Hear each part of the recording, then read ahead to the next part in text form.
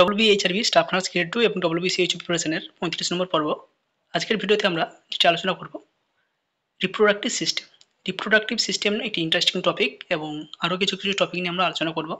আজকে আমাদের প্রথম প্রশ্ন রয়েছে period of viability of ovum. একটা ওভাম কতক্ষণ ভায়াবল থাকতে পারে? ওভারি থেকে রিলিজের পর একটা ওভাম প্রায় 24 ঘন্টা ভায়াবল থাকতে পারে। এর মধ্যে যদি স্পার্মের সঙ্গে মিলন ঘটে তাহলে সেটা একটা ফার্টিলাইজড হতে পারে এবং একটা বাচ্চার জন্ম দিতে পারে। Fertilized ovum release uterine cavity by 4th day. Generally fertilization হয়ে থাকে অ্যাম্পুলা অফ দ্য ফ্যালোপিয়ান টিউবে এবং এই অ্যাম্পুলাতে ফার্টিলাইজেশন হওয়ার পর ইউটেরাসে আসার পর্যন্ত যে সময়ক্ষণ সেটা প্রায় 4 দিন। নেক্সট রয়েছে fertilization usually takes place in ampulla. সাধারণত ফার্টিলাইজেশন হয়ে থাকে ampulla of the fallopian tube. Fallopian টিউবকে মেন 3টে ভাগে ভাগ করা হয়েছে, ইনফান্ডিবুলাম, অ্যাম্পুলা এবং ইসমাস। এর মধ্যে অ্যাম্পুলা এই জায়গাতে ফার্টিলাইজেশন হয়ে থাকে, অর্থাৎ এই জায়গাতে ওভাম এবং স্পার্মের মিলন ঘটে। নেক্সট রয়েছে implantation of fertilized ovum occurs around 11 day and starts on 6th day. Fertilization হচ্ছে অ্যাম্পুলাতে, এরপর ওভাম যেহেতু ইউটেরাসে আসছে এটা সময় লাগছে প্রায় 4 দিন এবং ইউটেরাসে আসার পর আরও 2 দিন সময় লাগে ইমপ্লান্টেশন শুরু হতে, অর্থাৎ 6 দিনের মাথায় ইমপ্লান্টেশন শুরু হয় এবং ইমপ্লান্টেশন শেষ হয় 11 দিনের দিনে। ফার্টিলাইজেশনের পর 11 নম্বর দিনে এটার ইমপ্লান্টেশন কমপ্লিট হয়। Fertilized ovum is usually implanted in the posterior wall of the fundus of the uterus. ইউটেরাসের যে উপরিভাগ সেটাকে ফান্ডাস বলা হয় এবং বেশিরভাগ ক্ষেত্রেই যেটা জেনারেলি এবং নর্মাল হয়ে থাকে এই যে ইমপ্লান্টেশন হয় সেটা ফান্ডাসের পোস্টেরিয়র ওয়ালে ইমপ্লান্টেশন হয়ে থাকে। কোনো কারণে যদি ইমপ্লান্টেশন লোয়ার সেগমেন্টে হয়, ইউটেরাসের লোয়ার সেগমেন্টে হয় বা সার্ভিক্সের কাছাকাছি হয়ে থাকে, সেক্ষেত্রে একটা এপিএইচ হওয়ার একটা চান্স থাকে, প্লাসেন্টা প্রিভিয়া হওয়ার একটা চান্স থাকে। নেক্সট রয়েছে the time needed for formation of spermatozoa from spermatogonia. পুরুষদের ক্ষেত্রে যে স্পার্ম তৈরি হয় সেটা শুরু হয় প্রাইমারি সেল স্পার্মাটোগোনিয়া থেকে এবং এই স্পার্মাটোগোনিয়া থেকে স্পার্মাটোজোয়া বা একটা ম্যাচিওর স্পার্ম হতে সময় লাগে 61 দিন। নেক্সট রয়েছে a mature spermatozoon has a head, a body and a tail. একটা ম্যাচিওর স্পার্মাটোজোন বা একটা স্পার্মের হেড থাকবে, বডি থাকবে এবং টেল থাকবে। হেডে মেনলি ডিএনএ পার্টটা থাকে, একে বলা হয় অ্যাক্রোজোম। বডিতে মাইটোকন্ড্রিয়া থাকে যেটা ওই স্পার্মকে শক্তি প্রোভাইড করে বা এনার্জি প্রোভাইড করে, তার মুভমেন্টের জন্য যে এনার্জির প্রয়োজন হয় সেটা প্রোভাইড করে থাকে। এবং এ টেল একটা লেজ থাকে যেটা স্পার্মের মুভমেন্টে বা মোটিলিটিতে সাহায্য করে। নেক্সট রয়েছে temperature required for successful spermatogenesis. Successful spermatogenesis তার হওয়ার জন্য কোন টেম্পারেচার অ্যাডিকুয়েট? 25 ডিগ্রি থেকে 30 ডিগ্রি সেন্টিগ্রেড যে তাপমাত্রা সেটা অ্যাডিকুয়েট স্পার্মাটোজেনেসিসের জন্য। স্পার্মাটোজেনেসিস অর্থাৎ প্রোডাকশন অফ স্পার্ম বা maturation of sperm below normal body temperature. আমাদের শরীরে যে টেম্পারেচার থাকে 36.2 থেকে 37 বা 37.1 ডিগ্রি সেন্টিগ্রেড, এটা থেকে আমাদের নর্মাল বডি টেম্পারেচার, কিন্তু স্পার্ম প্রোডাকশনের জন্য অ্যাডিকুয়েট টেম্পারেচার প্রয়োজন 25 ডিগ্রি থেকে 30 ডিগ্রি সেন্টিগ্রেড তাপমাত্রা। সেই জন্য পুরুষদের ক্ষেত্রে বা যে সমস্ত স্তন্যপায়ী প্রাণীগুলো রয়েছে এতে যে স্পার্ম প্রোডাকশন হয় তার জন্য যে টেস্টিস প্রয়োজন পড়ে সেটা কিন্তু শরীর থেকে আলাদা থাকে। পুরুষদের ক্ষেত্রেও টেস্টিস স্কটামের মধ্যে থাকে, এটা কিন্তু শরীরের সাথে টাচ থাকে না, শরীরের সাথে স্কটাম দ্বারা যুক্ত থাকে কিন্তু শরীর থেকে আলাদা থাকে। কারণ খুব তাপমাত্রা যদি বেশি হয় সেক্ষেত্রে কিন্তু স্পার্ম প্রোডাকশন ঠিকঠাকভাবে হবে না বা স্পার্ম প্রোডাকশন নাও হতে পারে। তাই যখন তাপমাত্রা আমাদের শরীরে বেশি হয়, ফিভার যখন হয়, সেই সময় স্কটাম শরীর থেকে অনেকটা দূরে চলে যায় এবং যখন ঠান্ডা থাকে বা আমাদের শরীরের টেম্পারেচার যখন কম থাকে তখন স্কটাম কিছুটা সংকুচিত হয়ে শরীরের কাছাকাছি এসে টেম্পারেচার মেনটেন করে। নেক্সট রয়েছে testis descend into the scrotum at the end of 8th month of fetal life. একটা বাচ্চা যখন জন্ম নেয় তার শরীরে যে টেস্টিসগুলো থাকে সেটা কিন্তু প্রথম থেকেই আমাদের স্কটামের মধ্যে থাকে না। বাচ্চা যখন জন্ম নেয় টেস্টিস তখন তার শরীরের মধ্যেই থাকে। বাচ্চার যত গ্রোথ হয় সেটা আস্তে আস্তে শরীর থেকে নিচের দিকে আসে এবং সেটা স্কটামের মধ্যে চলে আসে। বাচ্চার বয়স যখন 8 মাস হয়, গেস্টেশনাল এজ যখন 8 মাস হয়, অর্থাৎ বাচ্চা যখন মায়ের পেটে থাকে সেই 8 মাস বয়সে শরীর থেকে টেস্টিস ইনগুইনাল রিংয়ের মধ্য দিয়ে স্কটামে চলে আসে, এর আগে কিন্তু আসে না।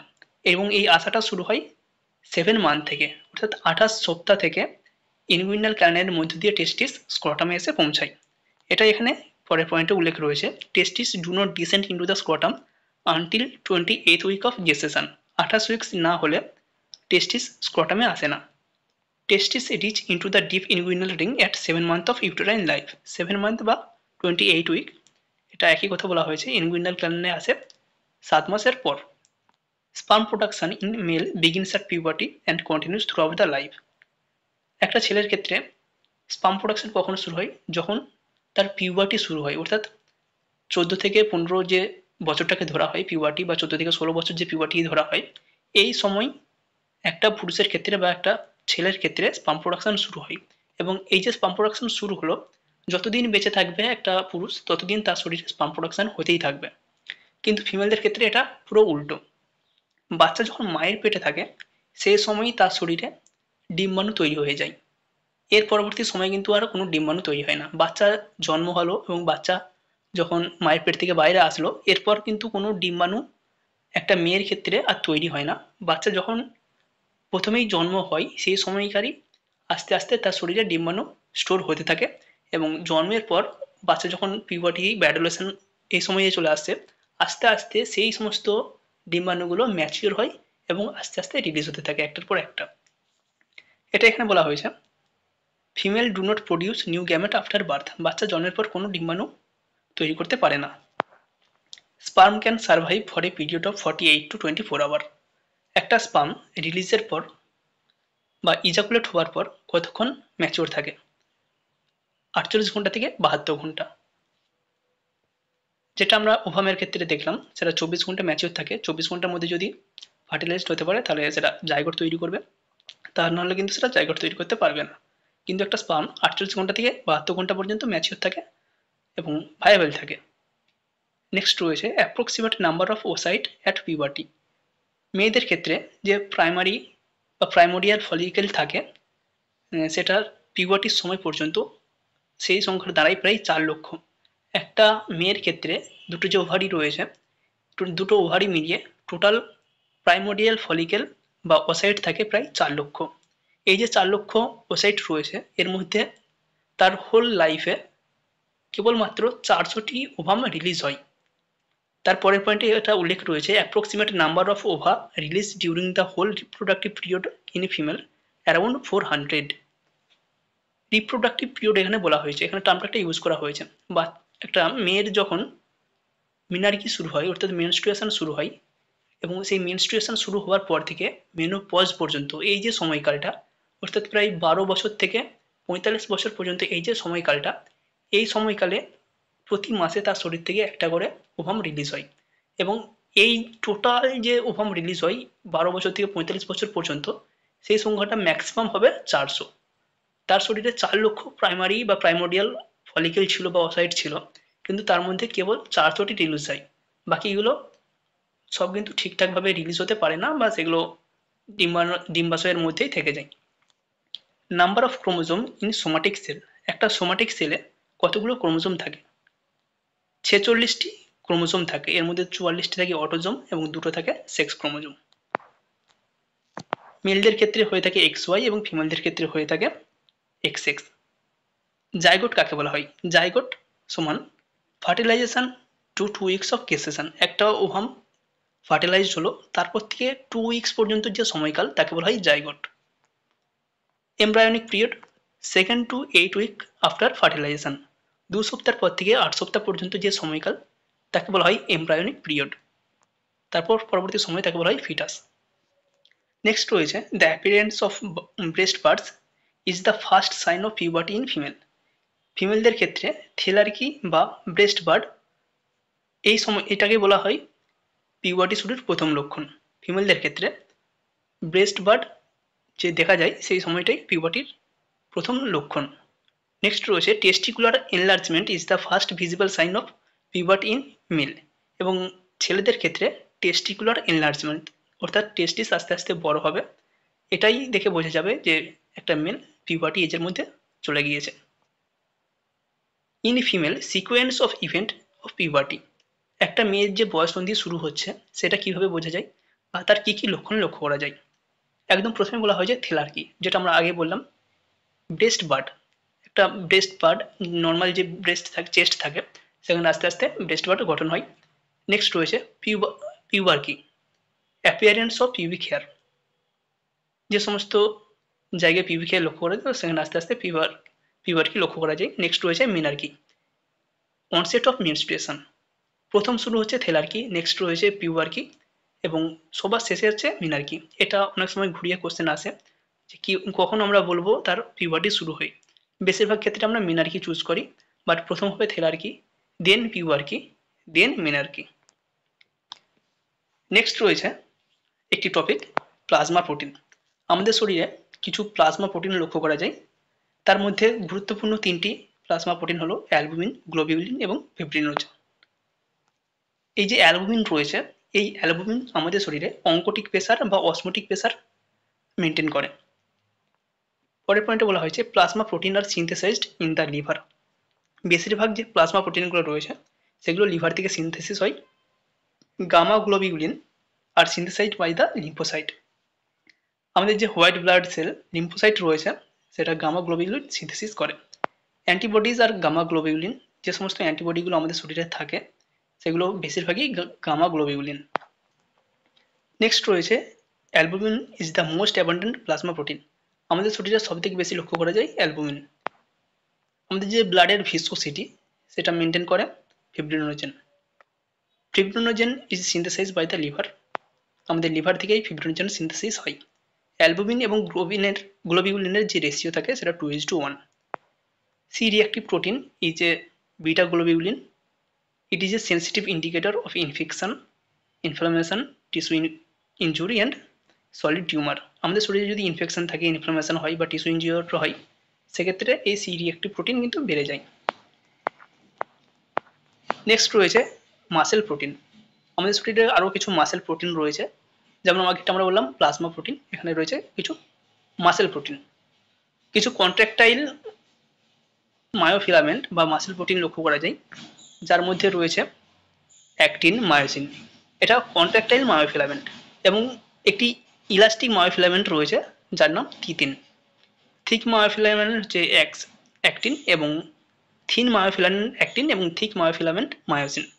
Myosin is a major muscle protein. It constitutes approximately 60% of all muscle protein. আমাদের যে সমস্ত স্মুথ মাসেল রয়েছে সেখানে প্রত্যেকটাতেই এই মায়োসিন লক্ষ্য করা যায়, বাট আমাদের যে কার্ডিয়াক মাসেল রয়েছে এবং স্কেলেটাল মাসেল রয়েছে সেখানে ট্রোপোনিন লক্ষ্য করা যায়। সেজন্য হার্ট অ্যাটাক হলে ট্রপন বা ট্রপটি করা হয়। নেক্সট রয়েছে ইমিউনোগ্লোবিন। ইমিউনোগ্লোবিউলিন আমাদের শরীরে কতগুলি রয়েছে?